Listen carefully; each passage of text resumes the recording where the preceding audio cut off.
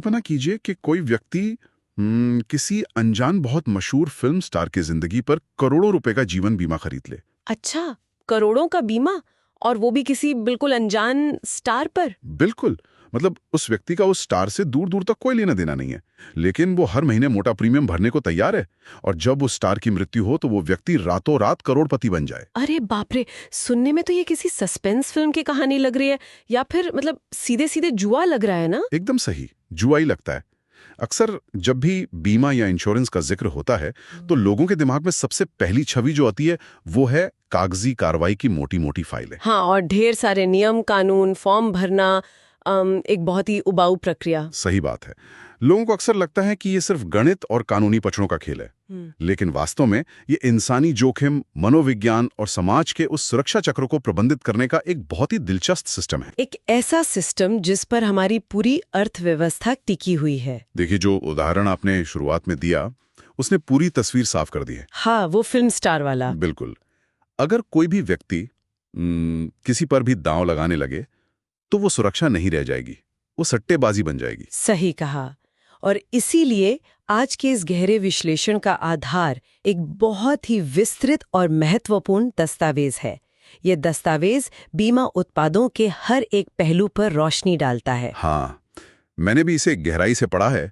इसके बुनियादी नियमों से लेकर सरकारी योजनाओं और कानूनी पहलुओं तक इसमें सब कुछ बहुत बारीकी से शामिल किया गया है। मतलब इस पूरे सिस्टम के पीछे की कार्य प्रणाली को गहराई से देखने पर पता चलता है कि ये केवल एक कागज का टुकड़ा नहीं है। बिल्कुल नहीं, ये एक ऐसा तार्किक ढांचा है जो पूरे समाज को वित्तीय तबाही से बचाता है। और इसीलिए आज हमारी इस चर्चा का मुख्य उद्देश्य इस जटिल विषय को आसान बनाना है।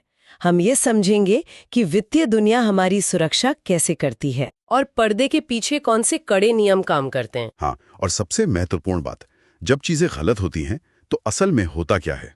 चलिए इसको थोड़ा विस्तार से समझते हैं। सबसे पहले बुनियादी बातों से शुरू करते हैं। हाँ, वो सबसे ज्यादा जरूरी है। मतलब इससे पहले कि कोई ये सोचे कि उसे कौन सा बीमा खरीदना चाहिए, ये जानना जरूरी है कि बीमा का ये पूरा सिस्टम आखिर किन नियमों पर टिका है। स्रोत दस्तावेज के अनुसार बीमा एक कानूनी अनुबंध है जहां प्रीमियम के बदले आर्थिक नुकसान की भरपाई का वादा किया जाता है, जिसे अंग्रेजी में इंडेमनिटी कहते हैं, राइट? एकदम सही, इंडेमनिटी। आसान शब्दों में कहूं तो यह जोखिम को एक साझा पूल में बांटने का तरीका है। साझा पूल मतलब जहां बहुत सारे लोग थोड़ा थोड़ा पैसा मिलाते हैं। हाँ बिल्कुल। और जोखिम बांटने के इस पूल को पारदर्शी और सुरक्षित रखने के लिए 6 बहुत ही कड़े सिद्धांत बनाए गए हैं। 6 सिद्धांत? हाँ, ये इस पूरी व्यवस्था की रीढ़ है। इसमें सबसे पहला और सबसे महत्वपूर्ण सिद्धांत है अटमोस्ट गुड फेथ, जैसे कानूनी भाषा में शायद उबरे में फायदे कहा जाता है। अरे वाह, आपका उच्चारण तो बहुत सटीक है। हाँ, उबरे माय फायदे। देखिए, आम अनुबंधों में क्रेता सावधान या बाया बिवेर का नियम चलता है। मतलब खरीदने वाले को खुद चौकन्ना रहना चाहिए। बिल्कुल, लेकिन बीमा में ऐसे नहीं होता। यहाँ उम्मीद की जाती है कि बीमा लेने वाला व्यक्ति अपने बारे में पूरी और सच्ची जानकारी देगा। ऐसा क्यों? मतलब कंपनी खुद जांच क्यों नहीं कर लेती? क्योंकि बीमा कंपनी किसी के शरीर के अंदर या किसी की फैक्ट्री के हर एक कोने में जाकर तो हर दिन जोखिम का आकलन नहीं कर सकती ना। हाँ, ये तो है। व्यवहारिक रूप से ये संभव ही नहीं है। इसीलिए उसे प्रस्तावक द्वारा दी गई जानकारी पर ही भरोसा करना होता है। अगर किसी ने कोई गंभीर बीमारी छुपाई है या कोई अहम जानकारी नहीं दी है तो क्या होगा? क्लेम रिजेक्ट हो जाएगा। क्लेम तो रिजेक्ट होगा ही, वो पूरा अनुबंध तकनीकी रूप से वॉइडेबल या रद्द करने योग्य बन जाता है। समझ गया। तो इसका मतलब है कि ये सिर्फ एक फॉर्म भरने की बात नहीं है, बल्कि पूरी तरह से भरोसे का खेल है। एकदम सही। और अब जो हमने शुरुआत में उस अनजान फिल्म स्टार का उदाहरण लिया था, वो स्रोत दस्तावेज में दिए गए दूसरे सिद्धांत से जुड़ता है। अच्छा, वो कौन सा सिद्धांत है? वो है इंश्योरेबल इंटरेस्ट, यानी जिस संपत्ति या जीवन का बीमा किया जा रहा है उसमें बीमा लेने वाले का कोई वित्तीय हित होना जरूरी है। तो यहाँ मैं एक सवाल पूछना चाहूंगा जी। क्या इस इंश्योरेबल इंटरेस्ट का सीधा सा मतलब ये है कि किसी अजनबी की जिंदगी पर दाव लगाना पूरी तरह से गैर कानूनी है? बिल्कुल, चाहे कोई कितना भी मोटा प्रीमियम देने को तैयार क्यों ना हो। हाँ, चाहे वो कितना भी पैसा दे दे।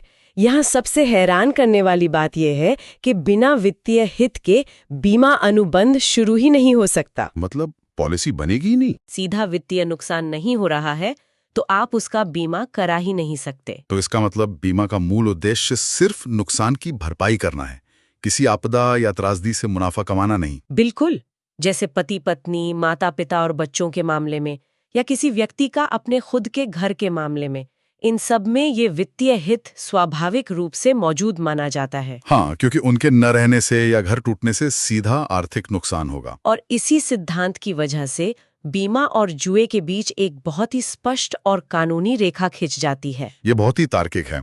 और यहीं से इंडेमनिटी यानी क्षतिपूर्ति का तीसरा सिद्धांत आता है। बिल्कुल, क्षतिपूर्ति का मतलब है कि नुकसान के ठीक पहले व्यक्ति जिस वित्तीय स्थिति में था उसे वापस उसी स्थिति में लाना। अगर एक एनालॉजी दी जाए तो ये ऐसा है कि मान लीजिए किसी व्यक्ति का बहुत पुराना स्क्रीन टूटा हुआ फोन चोरी हो जाए। हाँ, और वो बीमा क्लेम करके जानबूझकर एक नया, एकदम चमक चमाता हुआ महंगा फोन लेने की कोशिश करे। बिल्कुल, इसे शायद मॉरल हैजार्ड कहते हैं। मतलब बीमा का सिस्टम ये सुनिश्चित करता है कि कोई भी नुकसान के जरिए अपनी पहले की स्थिति से ज्यादा अमीर ना बन सके। और इस क्षतिपूर्ति के सिद्धांत को और मजबूत करने के लिए ही चौथा सिद्धांत काम करता है, जिसे कंट्रीब्यूशन कहते हैं। कंट्रीब्यूशन, ये कैसे काम करता है? मान लीजिए किसी इंसान ने अपने एक ही गोदाम के लिए 2 अलग-अलग कंपनियों से बीमा ले रखा है। अच्छा, डबल इंश्योरेंस करवा लिया। हाँ, अब अगर उस गोदाम में आग लग जाती है तो वो दोनों कंपनियों के पास जाकर पूरा पैसा वसूल कर 2 गुना मुनाफा नहीं कमा सकता। यानी वो दोनों से 100% क्लेम नहीं ले सकता। बिल्कुल नहीं। दोनों कंपनियां उस नुकसान का मूल्यांकन करेंगी और आपस में उस भरपाई को साझा करेंगी या कंट्रीब्यूट करेंगी, ताकि बीमित व्यक्ति को सिर्फ उतना ही पैसा मिले जितना उसका वास्तविक नुकसान हुआ है। हाँ, ये व्यवस्था सिस्टम को किसी भी तरह के दुरुपयोग से बचाती है। और एक सिद्धांत जिसने मेरा सबसे ज्यादा ध्यान खींचा दस्तावेज पढ़ते हुए, वो है सब्रोगेशन। ओह, सब्रोगेशन बहुत ही दिलचस्प है। हाँ, स्रोत में एक मिस्टर किशोर का बड़ा ही अच्छा उदाहरण दिया गया है। मिस्टर किशोर की कार को एक शराबी लॉरी ड्राइवर पीछे से टक्कर मार देता है। अब किशोर अपनी बीमा कंपनी के पास जाते हैं और अपनी कार के नुकसान का क्लेम ले लेते हैं। और क्लेम मिल भी जाता है। हाँ, लेकिन अब सब्रोगेशन के नियम के तहत क्लेम देने के बाद बीमा कंपनी को उस शराबी ड्राइवर पर, यानी जो थर्ड पार्टी है, उस पर मुकदमा करने का पूरा कानूनी अधिकार मिल जाता है। बिल्कुल, किशोर अब उस लॉरी ड्राइवर पर अलग से केस करके पैसे नहीं ऐंठ सकते, क्योंकि उन्हें उनकी भरपाई पहले ही अपनी बीमा कंपनी से मिल चुकी है। इस नियम के पीछे एक बहुत ही गहरा न्याय छिपा है। ये सुनिश्चित करता है कि गलती करने वाला व्यक्ति सजा या वित्तीय दंड से बचने निकले और साथ ही पीड़ित व्यक्ति दोहरी कमाई ना कर सके। सही कहा। कंपनी अपने दिए गए क्लेम की वसूली उस दोषी ड्राइवर से करती है। इसके बाद जो छठा और अंतिम सिद्धांत आता है वो है प्रॉक्सिमेट कॉज। प्रॉक्सिमेट कॉज यानी नुकसान का सबसे करीबी और सीधा कारण। हाँ, उदाहरण के लिए मान लीजिए किसी घर में आग लगी और उस आग की गर्मी से पानी का पाइप फट गया। अच्छा, और पानी से सारा सामान खराब हो गया? बिल्कुल, घर का सारा कीमती सामान पानी में भीगकर खराब हो गया। अब यहाँ तकनीकी रूप से सामान पानी से खराब हुआ है। हाँ, पानी से। लेकिन उस घटना की असली और सबसे करीबी जड़ वो आग थी। इसलिए अगर घर में आग का बीमा है तो उस पानी से हुए नुकसान का क्लेम भी मिलेगा। अरे वाह, ये सिद्धांत वाकई इस पूरे खेल के कड़े नियम हैं जो इसे एक बहुत ही व्यवस्थित ढांचा देते हैं। एकदम व्यवस्थित। लेकिन देखिए, अब एक बात दिमाग में आती है। इंडेमनिटी या भरपाई का जो सिद्धांत है वो किसी कार, घर या गोदाम पर तो आसानी से लागू हो जाता है। हाँ, क्योंकि उनकी एक तय कीमत होती है। उद्योग 2 बिल्कुल स्पष्ट और अलग हिस्सों में बन जाता है, लाइफ यानी जीवन बीमा और जनरल यानी गैर जीवन बीमा। तो जीवन की कीमत कैसे लगाते हैं? सच कहूं तो इंसान के जीवन का कोई वित्तीय मूल्य आका ही नहीं जा सकता, और यही वो बिंदु है जहां जीवन बीमा बाकी सभी प्रकार के बीमों से अलग हो जाता है। मतलब ये इंडेमनिटी का अनुबंध नहीं है? बिल्कुल नहीं। जनरल बीमा आमतौर पर 1 साल का अनुबंध होता है और इसमें घटना का होना अनिश्चित होता है। जैसे गाड़ी का एक्सीडेंट हो भी सकता है और नहीं भी। सही कहा। लेकिन जीवन बीमा में मृत्यु एक अटल सत्य है। अनिश्चितता सिर्फ इस बात की है कि वो कब होगी। हाँ, समय किसी को नहीं पता। इसी कारण से जीवन बीमा एक लंबी अवधि का अनुबंध होता है। इसमें पहले से तय की गई एक राशि, जिसे सम अश्योर्ड कहते हैं, वो दी जाती है। क्योंकि किसी की जान जाने के नुकसान की भरपाई पैसों से नहीं की जा सकती, बस एक सहारा दिया जा सकता है। बिल्कुल सही। स्रोत दस्तावेज में जीवन बीमा के कई अलग अलग प्रकारों को बहुत विस्तार से समझाया गया है। हाँ, बहुत सारे प्रकार हैं। सबसे पहले आता है टर्म इंश्योरेंस, जो सीमित वर्षों के लिए होता है। इसका प्रीमियम बहुत कम होता है, लेकिन पैसा केवल व्यक्ति की मृत्यु होने पर ही मिलता है। और फिर होल लाइफ प्लान है, जो पूरे जीवन भर का कवर देता है। फिर एंडोमेंट प्लान भी हैं, जिनमें एक निश्चित अवधि के बाद या मृत्यु पर जो भी पहले हो पैसा मिलता है। और मनी बैक पॉलिसियों में एक तय समय के बाद सर्वाइवल बेनिफिट के रूप में कुछ हिस्सा वापस मिलता रहता है। इसके अलावा रिटायरमेंट के बाद नियमित आय के लिए एन्युइटी या पेंशन प्लान है। और बीमा व निवेश के मिश्रण वाले ULIP भी हैं, जहां फंड के प्रदर्शन के आधार पर यूनिट्स की वैल्यू तय होती है। जी हाँ। तो इन सब का आखिर क्या मतलब है?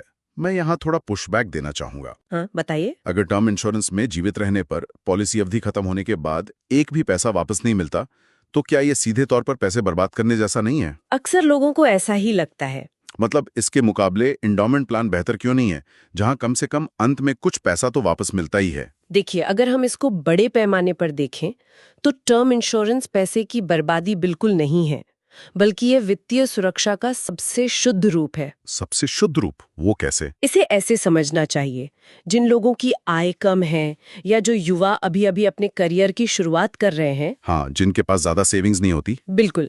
या किसी ने नया व्यापार शुरू किया है और उस पर घर या व्यापार का भारी कर्ज है, तो उनके लिए कम प्रीमियम में एक बहुत बड़ा जीवन कवर लेना, जैसे 1 करोड़ रुपए का कवर, वो केवल टर्म इंश्योरेंस से ही संभव है। एकदम सही। ये उनके पीछे उनके परिवार को एक बहुत बड़ी और मजबूत वित्तीय ढाल देता है। दूसरी तरफ एंडोमेंट में बचत का हिस्सा जरूर जुड़ा होता है। लेकिन उसका प्रीमियम भी तो बहुत ज्यादा होता है। हाँ, प्रीमियम बहुत ज्यादा होता है और जो कवर मिलता है वो अपेक्षाकृत बहुत कम होता है। इसलिए भारी जोखिम को कवर करने के लिए टर्म प्लान का कोई विकल्प नहीं है। ये एक बहुत ही स्पष्ट नजरिया है। अब एक स्थिति और सोचते हैं, जिसका जिक्र स्रोत में पेड अप वैल्यू के फॉर्मूले के तौर पर किया गया है। हाँ, पेड अप वैल्यू भी बहुत जरूरी कॉन्सेप्ट है। अगर किसी व्यक्ति ने मान लीजिए 20 साल की कोई पॉलिसी ली, उसने 5 साल तक लगातार प्रीमियम भरा और फिर किसी वित्तीय मजबूरी के कारण वो आगे का प्रीमियम नहीं दे पाया, ऐसा बहुत बार होता है। तो क्या उसके वो 5 साल के जमा किए हुए पैसे पूरी तरह डूब जाते हैं? दस्तावेज स्पष्ट रूप से कहता है कि ऐसा नहीं होता। इसके लिए एक फॉर्मूला है। हाँ, मैंने पढ़ा था। फॉर्मूला है, भरे गए प्रीमियम की संख्या, उसे भाग दें कुल प्रीमियम की संख्या से और फिर सम अश्योर्ड से गुणा कर दें। यानी अगर 20 साल में से 5 साल प्रीमियम भरा गया है, तो उसे मूल सम एश्योर्ड का 1/4 हिस्सा कवर के रूप में जीवन भर या पॉलिसी के अंत तक मिलता रहेगा। मतलब पैसा डूबता नहीं है? बिल्कुल नहीं। ये फॉर्मूला वास्तव में ग्राहकों की सुरक्षा के लिए बनाया गया है। ये सुनिश्चित करता है कि पॉलिसी धारक ने जो पैसा पिछले सालों में जमा किया है, उसका मूल्य शून्य ना हो जाए। ये एक अनुपातिक मूल्य तय कर देता है। हाँ, जिससे व्यक्ति को अपने द्वारा दिए गए पैसे के हिसाब से एक न्याय संगत सुरक्षा मिलती रहती है। अब यहाँ मुद्दा सच में बेहद दिलचस्प हो जाता है। जीवन को सुरक्षित करने की बात तो हो गई, लेकिन हमारी रोजमर्रा की जिंदगी के जोखिमों का क्या? जैसे स्वास्थ्य, गाड़ी चलाना, घर, व्यापार। हाँ, यहीं पर जनरल इंश्योरेंस मैदान में आता है। स्रोत दस्तावेज मोटर इंश्योरेंस की बहुत विस्तार से बात करता है। बिल्कुल। मोटर व्हीकल एक्ट 1988 के तहत भारत की सार्वजनिक सड़कों पर गाड़ी चलाने के लिए थर्ड पार्टी लायबिलिटी बीमा होना अनिवार्य है। कानूनी रूप से अनिवार्य है। हाँ, अगर इसके बिना गाड़ी चलाने की स्थिति की तुलना की जाए तो ये सार्वजनिक सड़क पर फाइनेंशियल रशियन रूले खेलने जैसा है। बहुत ही सटीक तुलना की आपने। रशियन रूले ही हैं। मतलब एक छोटी सी गलती और अगर गाड़ी किसी बड़े नुकसान का कारण बन गई, तो उसकी भरपाई करते करते किसी भी इंसान की जीवन भर की कमाई पल भर में खत्म हो सकती है। और मोटर बीमा में थर्ड पार्टी इंश्योरेंस को अनिवार्य करने का मुख्य कारण ही यही था। यह सुनिश्चित करता है कि अगर किसी की गाड़ी से किसी दूसरे निर्दोष व्यक्ति को चोट लगती है या उसकी संपत्ति को नुकसान पहुंचता है, हाँ, तो उस पीड़ित को कानूनी रूप से और निश्चित तौर पर मुआवजा मिल सके। यह मुख्य रूप से समाज की सुरक्षा के लिए है। और अगर खुद की गाड़ी का नुकसान कवर करना हो तो को भी कवर करना है तो उसे कॉम्प्रहेंसिव पॉलिसी लेनी होती है, जो एक व्यापक सुरक्षा प्रदान करती है। इसके बाद हेल्थ इंश्योरेंस की बात आती है, जो शायद आज के समय का सबसे जरूरी उत्पाद बन गया है। हेल्थ इंश्योरेंस तो आज हर किसी की जरूरत है। इसमें अस्पताल के कमरे का खर्च, सर्जन की फीस, नर्सिंग सब कवर होता है। साथ ही इनकम टैक्स के सेक्शन 80D के तहत टैक्स में छूट भी मिलती है। और अगर बीमा वरिष्ठ नागरिक माता पिता के लिए लिया गया है तो ये छूट और भी ज्यादा हो जाती है। लेकिन यहाँ मेरा एक सवाल है। स्रोत में स्पष्ट लिखा है कि क्लेम पाने के लिए अस्पताल में न्यूनतम 24 घंटे भर्ती होना जरूरी है। हाँ, ये एक बहुत पुराना नियम है। क्या ये नियम आज के आधुनिक मेडिकल विज्ञान के जमाने में थोड़ा अजीब नहीं लगता? मतलब जहाँ डे केयर इलाजों में कुछ ही घंटों में बड़ी बड़ी सर्जरी हो जाती हैं। इससे एक बड़ा जरूरी सवाल उठता है और इस नियम के पीछे का इतिहास समझना जरूरी है। शुरुआत में जब स्वास्थ्य बीमा नीतियां बन रही थीं, तब डे केयर इतना आम नहीं था ना? बिल्कुल, तो ये 24 घंटे का नियम मुख्य रूप से छोटे-मोटे ओपीडी खर्चों या फर्जी दावों को रोकने के लिए बनाया गया था, ताकि अस्पताल अनावश्यक रूप से क्लेम न बढ़ाएं। हाँ, और सिस्टम का दुरुपयोग ना हो। लेकिन जैसा कि दस्तावेज में भी स्पष्ट किया गया है, समय के साथ उद्योग विकसित हुआ है। तो क्या इसमें कोई अपवाद है? बिल्कुल है। मोतियाबिंद या कुछ विशेष तकनीकी सर्जरी जैसे अपवाद अब इसमें शामिल हैं। अच्छा, मतलब उनके लिए 24 घंटे भर्ती होना जरूरी नहीं है? हाँ, उनमें 24 घंटे की शर्त लागू नहीं होती और उन्हें डे केयर के रूप में पूरा क्लेम मिलता है। ये राहत की बात है। इसके अलावा संपत्तियों के मामले में फायर इंश्योरेंस भी है, जिसमें आग, बिजली गिरना और दंगे शामिल हैं। लेकिन एक तथ्य जो काफी चौंकाने वाला है कि भूकंप या संपत्ति का खुद ब खुद आग पकड़ लेना, जिसे स्पॉन्टेनियस कंबशन कहते हैं, हाँ, वो इसमें शामिल नहीं होता। वो बाहर रखे गए हैं जब तक कि इसके लिए कोई अतिरिक्त प्रीमियम ना दिया जाए। बिल्कुल। इसी तरह मरीन कार्गो यानी समुद्री रास्ते से माल भेजने वाले बीमा में सैल्वेज का एक बहुत ही रोचक सिद्धांत है। सैल्वेज, ये क्या होता है?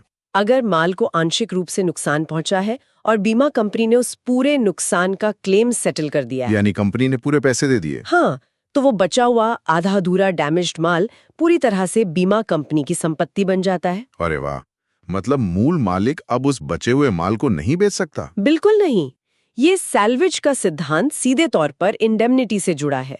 चूंकि कोई भी व्यक्ति नुकसान से मुनाफा नहीं कमा सकता, इसलिए अगर कंपनी ने पूरे माल की कीमत चुका दी है तो खराब माल पर मूल मालिक का कोई अधिकार नहीं बचता। तो बीमा कंपनी उस खराब माल का क्या करती है? कंपनी उस बचे हुए माल को कबाड़ में बेचकर या नीलाम करके अपने नुकसान की थोड़ी बहुत भरपाई करने की कोशिश करती है। देखिए, ये सब नीतियां और नियम सुनने में तो बहुत व्यवस्थित लगते हैं। हाँ, काफी स्ट्रक्चर्ड है। लेकिन अगर जमीनी हकीकत देखी जाए तो अक्सर ऐसा लगता है कि ये मुख्य रूप से मिडिल क्लास, उच्च वर्ग या कॉर्पोरेट दुनिया के लिए डिजाइन किए गए हैं। ये एक बहुत ही जायज चिंता है। समाज का एक बहुत बड़ा वर्ग ऐसा है जो इस सुरक्षा चक्र से पूरी तरह बाहर है।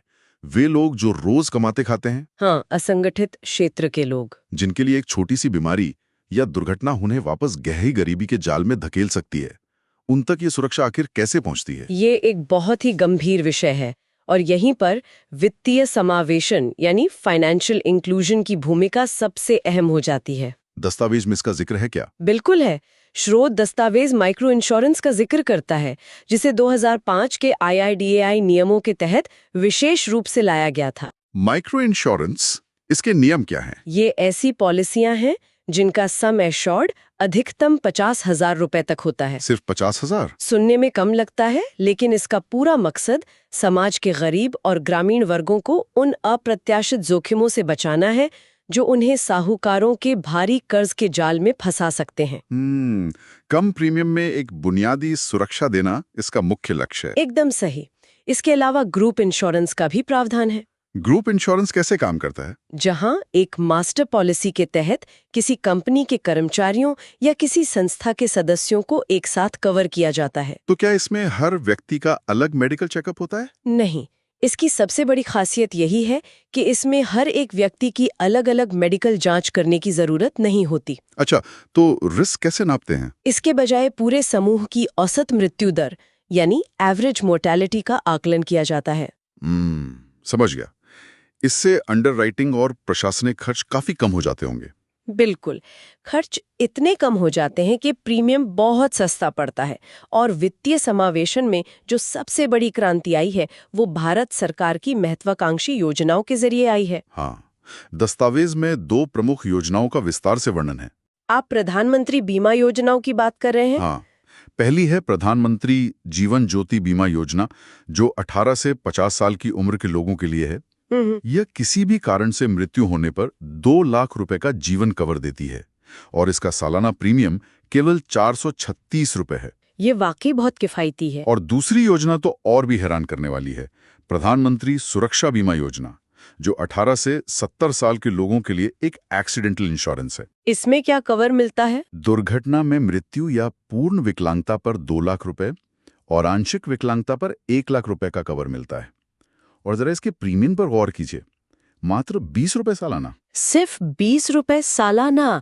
ये तो महीने के 2 रुपए से भी कम हुआ। वाकई इस 20 रुपए के प्रीमियम के स्केल और प्रभाव के बारे में सोचना ही अचंभित कर देता है। ये योजना उन सुदूर इलाकों तक पहुंचती है जहां पारंपरिक नीतियां कभी नहीं पहुंच पाईं।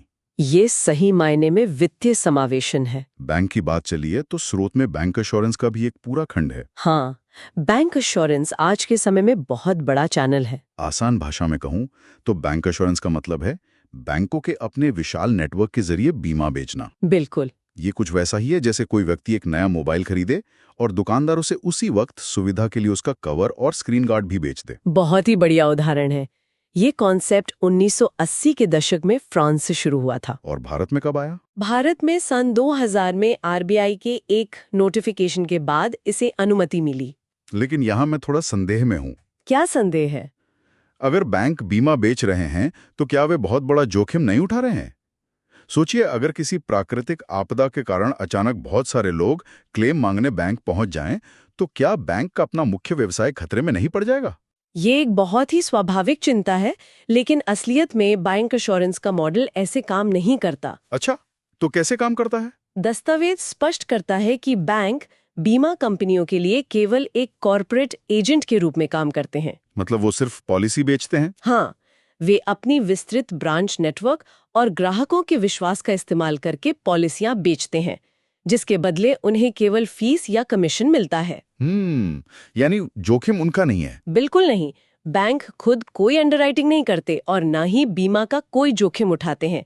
सारा का सारा जोखिम बीमा कंपनी के पास ही रहता है। तो बैंकों के लिए ये बिना किसी अतिरिक्त पूंजी निवेश या जोखिम के अपनी आय बढ़ाने का एक बेहद सुरक्षित तरीका है। एकदम सही। तो मतलब बैंक सिर्फ एक पुल का काम कर रहे हैं। अब तक की हमारी चर्चा में हमने बीमा के मूलभूत नियम समझ लिए, जीवन और जनरल उत्पादों का अंतर भी देख लिया। हाँ, 20 रुपए वाली सरकारी योजनाएं और बैंकों का रोल भी समझ लिया।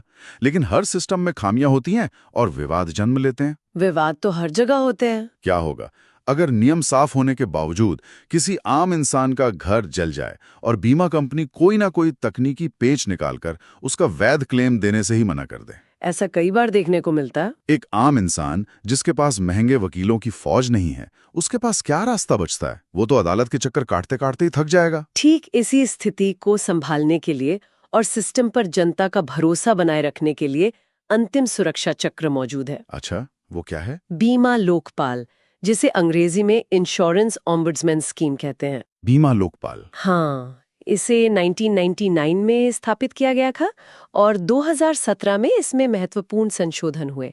यह एक ऐसी व्यवस्था है जो पूरी तरह से मुफ्त है। मुफ्त है मतलब कोई फीस नहीं? इसमें कोई फीस या चार्ज नहीं लगता और ये अदालती प्रक्रियाओं से बाहर एक निष्पक्ष व्यवस्था के रूप में काम करती है। तो ये मूल रूप से बीमा के इस पूरे खेल का एक निष्पक्ष अंपायर या रेफरी है? आप इसे रेफरी कह सकते हैं, बिल्कुल। लेकिन यहाँ मैं फिर से एक पुशबैक देना चाहूंगा। बताइए। क्या कोई बहुत बड़ी कॉर्पोरेट कंपनी, मान लीजिए जिसकी 100 करोड़ की फैक्ट्री में आग लग गई हो, क्या वो भी वकीलों का भारी खर्च बचाने के लिए इस मुफ्त सेवा का इस्तेमाल करके बीमा कंपनी से लड़ सकती है? बिल्कुल नहीं।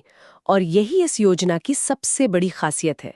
दस्तावेज में लोकपाल की सीमाओं पर बहुत स्पष्ट रूप से जोर दिया गया है। सीमाएं क्या हैं इसकी? ये व्यवस्था मुख्य रूप से उपभोक्ता संरक्षण यानी कंज्यूमर प्रोटेक्शन के लिए बनाई गई है, बड़ी कॉर्पोरेट लड़ाइयों को सुलझाने के लिए नहीं। तो कोई लिमिट तय है क्या? पहली बात, ये केवल उन्हीं मामलों की सुनवाई कर सकता है जहां मुआवजे की राशि अधिकतम 30 लाख रुपए तक हो। 30 लाख, समझ गया। दूसरी बात, इसके दरवाजे केवल व्यक्तिगत बीमा, एकल स्वामित्व वाले व्यवसायों और बहुत ही सूक्ष्म उद्यमों के लिए खुले हैं। 100 करोड़ की फैक्ट्री इसमें नहीं आ सकती। इसके नियम और प्रक्रिया भी काफी दिलचस्प हैं। कोई भी सीधे लोकपाल के पास नहीं जा सकता। हाँ, एक प्रक्रिया फॉलो करनी होती है। पहले शिकायतकर्ता को अपनी शिकायत खुद बीमा कंपनी के सामने रखनी होती है। सही। अगर कंपनी 1 महीने तक कोई जवाब न दे या उसका जवाब संतोषजनक न लगे या वो क्लेम खारिज कर दे, केवल तभी लोकपाल का दरवाजा खटखटाया जा सकता है। और वो भी बीमा कंपनी के जवाब के 1 साल के भीतर। और एक और बहुत और अहम शर्त यह है कि वो मामला पहले से किसी कंज्यूमर फोरम या कोर्ट में लंबित नहीं होना चाहिए। इसके अलावा लोकपाल की समय सीमा भी बहुत कड़ाई से तय की गई है, जो इसे अदालतों से अलग बनाती है। समय सीमा कैसी है? अगर दोनों पक्ष मध्यस्थता यानी मीडिएशन के लिए तैयार हो जाते हैं, तो लोकपाल 1 महीने के भीतर अपनी सिफारिश दे देता है। 1 महीने में? ये तो बहुत तेज है। और अगर बात मध्यस्थता से नहीं बनती और लोकपाल को अपना फैसला या अवार्ड सुनाना हो, तो सभी जरूरी दस्तावेज मिलने के 3 महीने के भीतर फैसला सुनाना अनिवार्य है। ये वाकई आम आदमी को सालों साल अदालतों के चक्कर काटने और मानसिक प्रताड़ना से बचाता है। बिल्कुल बचाता है। ये एक बहुत ही मजबूत और आम जनमानस के लिए जरूरी ढांचा है।